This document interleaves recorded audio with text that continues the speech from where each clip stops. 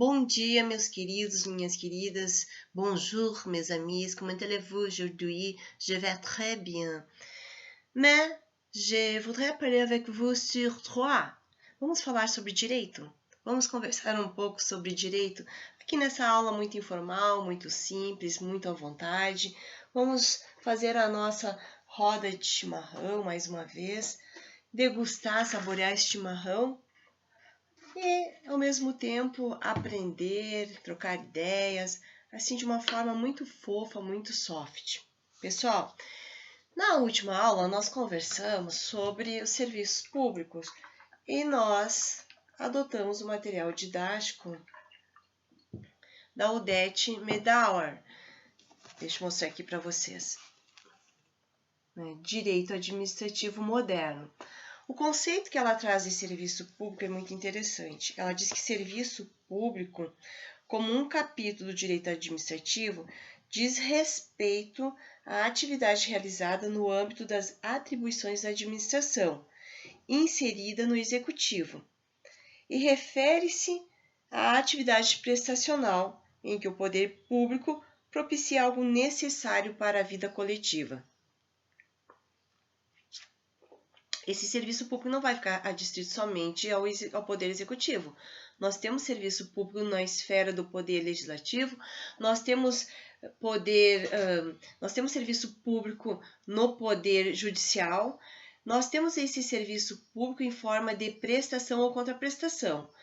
Recordo-me que falei para os senhores que se eu, Celine, cidadã, faço a minha prestação, que é a de pagar impostos, o poder público, por sua vez, vai me dar uma contraprestação, que é me ofertar aqueles serviços básicos que eu necessito, como, por exemplo, uma água tratada, uma luz, entre outras situações.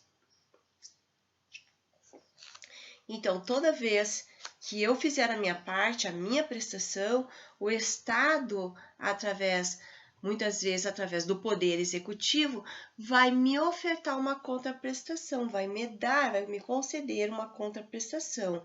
Eu pago meus impostos e ele me traz serviços em benefícios não só individuais, mas em benefícios coletivos, de toda uma coletividade, de toda uma sociedade, de toda uma região, seja ela local ou regional.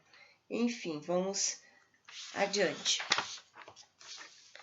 Ela faz aqui uma breve análise sobre esse serviço e diz que serviço de utilidade pública realizado por particulares e reconhecido pela administração como de utilidade pública não pode ser qualificado como serviços públicos em sentido técnico, por faltar o vínculo orgânico com a administração. Então, a gente tem exemplo disso os cartórios, alguns hospitais. O regime jurídico, a gente tem um estudo muito solidificado em cima do artigo 175 da Constituição da República Federativa Brasileira de 1988. E nesse artigo, ele atribui o serviço público ao poder público diretamente mediante concessão ou permissão. Nós sabemos que o serviço de permissão e de concessão que o poder público nos traz hoje em dia, ele pode sofrer leves distinções. Antigamente, tinham distinções mais intensas entre o que era concessão, o que era permissão. Hoje não. Hoje a Odete, ela traz para nós, Medauer, ela traz para nós algumas poucas distinções.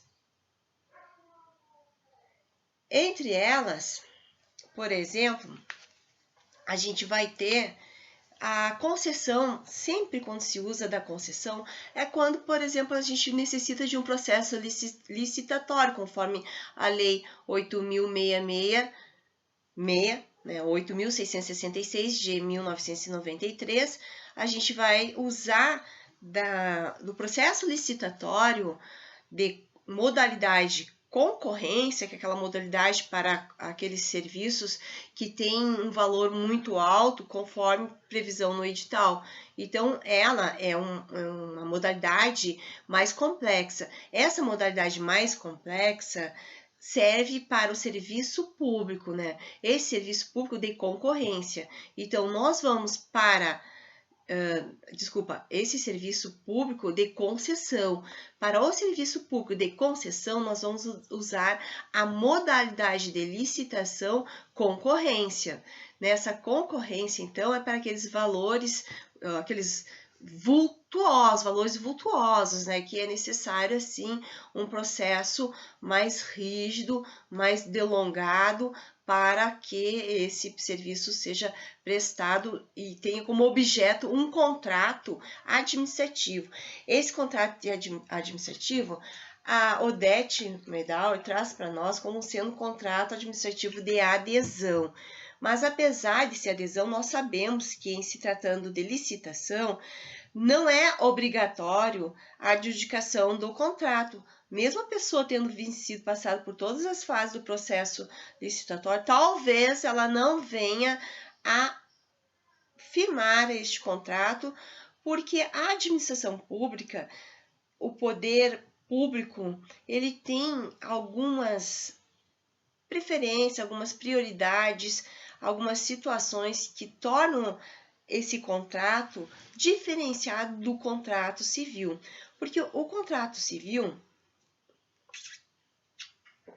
tudo que ele visa é o equilíbrio entre as partes, é fazer com que as partes possam, né, conviver em harmonia. No momento que ocorre um distrato de forma unilateral no contrato civil, regido pelo direito privado, pelo direito civil, conforme o Código Civil, a Lei 10.406 de 2002, conforme ocorre um distrato de forma unilateral, o que essas partes fazem, os contraentes fazem? A parte contraente prejudicada vai recorrer ao judiciário visando o ressarcimento pelos lucros cessantes e tentar ou voltar ao status quo de equilíbrio ou então ser indenizada por este prejuízo todo que essa parte teve.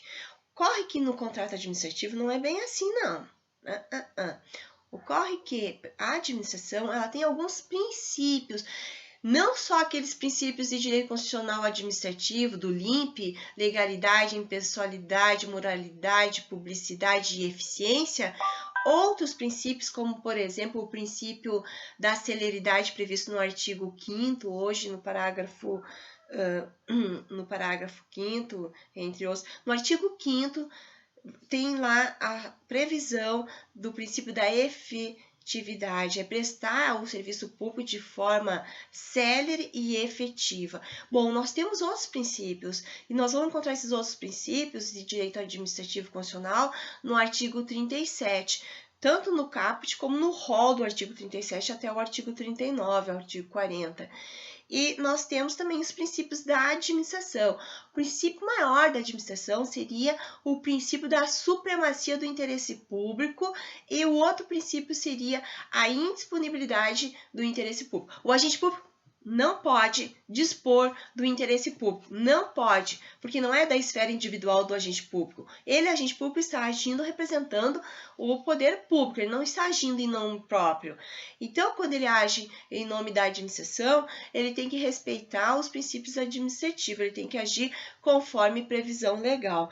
O agente público, ele não, se não está proibido em lei alguma atitude, alguma ação, para qualquer outro cidadão, se o Código Civil não proíbe para qualquer outro cidadão algum ato, alguma ação, o agente público tem que pensar duas vezes, ele tem que agir com ponderação, ele tem que agir com bom senso, ele tem que agir conforme seu código de ética deontológico. Então, esse agente público, mesmo não sendo proibido, muitas vezes ele não vai poder agir não, porque ele, além de ter que agir com a moralidade comum nas relações individuais de todos, na sua esfera individual, pessoal, ele ainda tem que agir conforme a sua ética profissional, ele tem que agir conforme os interesses coletivos, os interesses públicos, os interesses comuns de todos. Então, o agente público não pode dispor, por exemplo, num contrato administrativo, de interesse administrativo, ele vai ter que respeitar esses princípios administrativos. administrativo da administração, o princípio da supremacia do interesse público e o princípio da indisponibilidade do interesse público. Por isso, são situações diferentes. Quando a administração ela rescinde de forma unilateral, talvez ela não precise sofrer um processo, não. Talvez, até um certo momento, ela tenha esse poder de rescindir de forma unilateral, se isso for, conforme os critérios administrativos, oportuno e conveniente para a administração pública. Nós seguimos este assunto no próximo vídeo. Até lá!